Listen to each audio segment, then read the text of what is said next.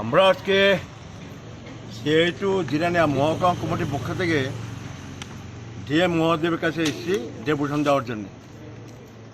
আমরা 7 দফা দাবি সনদ তুলে ধরেছি, আমাদের মেমোরেন্ডামে আছে এগুলি।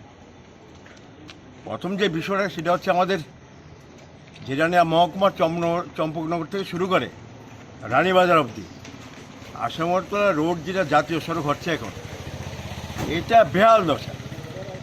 দীর্ঘদিন যাবৎ এটা বেহাল দশায়, গাড়ি চলাচল করার অসুবিধা, যাত্রীদের অসুবিধা, এবং এখন কাজ বন্ধ অবস্থা প্রায় বলা যায়, কাজ ঠিকভাবে হচ্ছে না।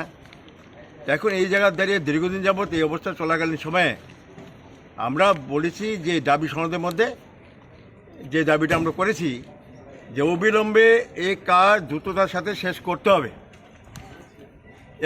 তৃতীয় আমরা বলেছি এই দাবির মধ্যে আছে যে এই রাস্তা দুপাশে জাতীয় সড়কের যাতে বড় আকারে কাভার ড্রেন করা হয়, এই দাবিটা আমরা রেখেছি এর মধ্যে।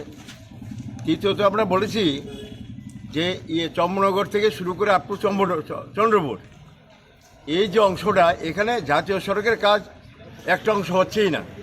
তাই এই যে মোড় রোডটা, এই মোড় রোডের এটা আগেই বামফ্রন্ট সরকার আমাদের প্রস্তাব গিয়েছিল 4 লেন করার জন্যে এই রোডটা চন্দ্রপুর অবধি, চম্পকনগর থেকে।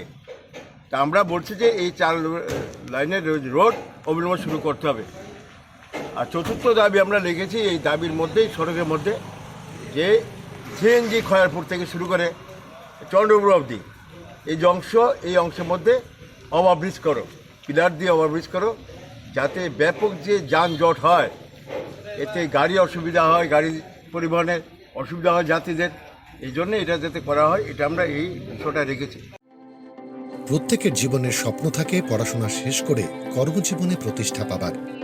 এই দিক দিয়ে আমি সফল শুধুমাত্র একটি কারণে, সেটা হলো আমার কলেজ টিপস, যেখান থেকে গ্র্যাজুয়েশন কমপ্লিট করে উচ্চতর শিক্ষা নিয়ে আজ আমি সফলভাবে প্রতিষ্ঠিত।